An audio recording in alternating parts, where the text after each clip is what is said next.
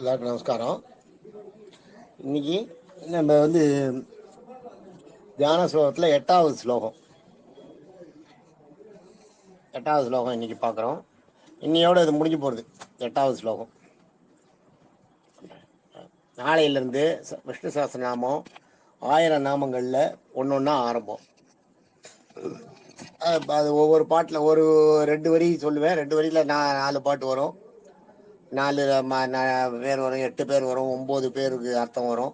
எப்படி வேணாலும் வரும். அது நாளைக்கு பேசும்போது நான் சொல்லிக்கிறேன். இன்னைக்கு இப்போ எட்டாவது இது இது பாருங்க.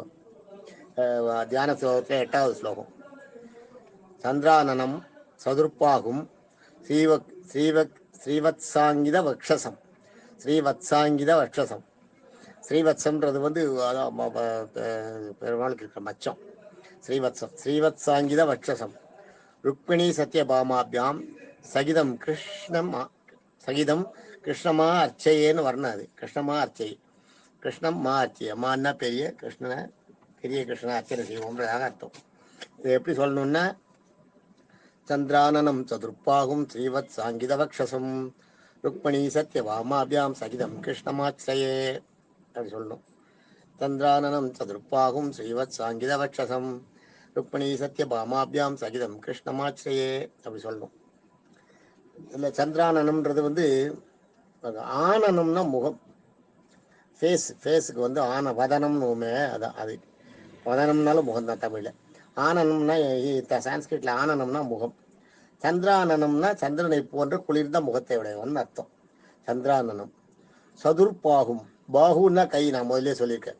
சதுர்னா 4. சதுர்பாகும்னா 4 கைகளை உடையவன். பாகான்னா கை. பாகா எல்லாம் கைக்கு. ஸ்ரீவத்சம்ன்றது ஸ்ரீவாசம் செய்யறதுன்னு எடுத்துக்கலாம். ஸ்ரீவத்சம்ன்ற அந்த மச்சத்தை உடையவன். அந்த ஸ்ரீவத்சம்ன்றது வத்சம்ன்றது மச்சம். அந்த பெருமாளுக்கு இருக்கிற மச்சம். அந்த மச்சத்துக்கு பேர் வத்சம் பேர். ஸ்ரீவத்சம்ன்றது பெருமாளுக்கு இருக்கிறதுனால அது சிறந்த மச்சம்ன்றது அர்த்தம். ஸ்ரீவத்சம்ன்றதுக்கு இன்னொரு அர்த்தமும் இருக்கு. ஸ்ரீன்றது மகாலட்சுமி. வத்சம்ன்றது ஜீவிக்கிறது, இருக்கிறது.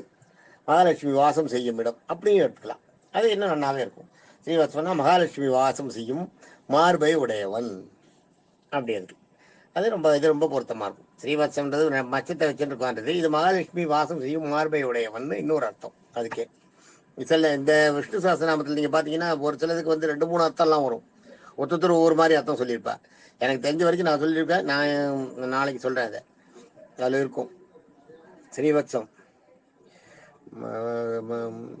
ஸ்ரீவத்சாங்கித வக்ஷசம். ஸ்ரீவத்சாங்கித வக்ஷசம். வக்ஷசம்ன்றது வக்ஷம்ன்றது ஆட்சி புரியறது. வக்ஷசம்ன்றது எப்பயும் ஆட்சி புரியறது. வக்ஷசம்ன்றது அந்த ஆட்சி பீடத்துல எப்போதும் ஆட்சி பீடத்தில் இருப்பவன் அர்த்தம். வக்ஷசம்னா. அடுத்தது ருக்மணி சத்யபாமாபியாம் சகிதம் கிருஷ்ணமாச்சிரியே. ருக்மணி சத்யபாமான்றது கிருஷ்ணனோட 2 மனைவிகள். சகிதம் அவளோட. சகின்னா மனைவி. எப்பயுமே சகின்னா மனைவி. அம்னா உடன் அர்த்தம். சகிதம்ன்றது அதான்.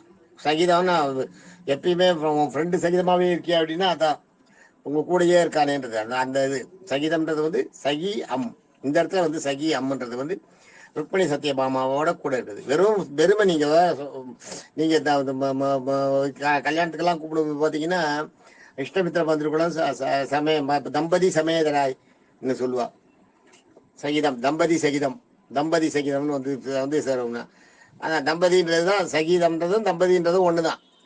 தம்பதியோட தம்பதிகள் சேரவும் போட்டாலே போறோம். சகிதம்னா எல்லாருக்கும் இருக்கு, அதை சேர்த்துன்றது அர்த்தம்.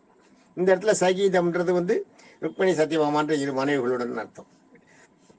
ருக்மணி சத்யபாமாபியாம் சகிதம் கிருஷ்ணம்ன்றது பெருமாள். கிருஷ்ணம் மான்றது பெரிய மிகப்பெரிய தெய்வமான கிருஷ்ணன். அர்ச்சையேன்றது நீங்க அர்ச்சனை பண்ணுறது. கிருஷ்ணமாச்சரியன்றது மா கிருஷ்ண அர்ச்சையே அப்படி சொன்னீங்கன்னா கரெக்டா வந்துடும். மா கிருஷ்ண அர்ச்சையேன்னு சொன்னீங்கன்னா கிருஷ்ணமாச்சரியேன்னு வந்துடும்.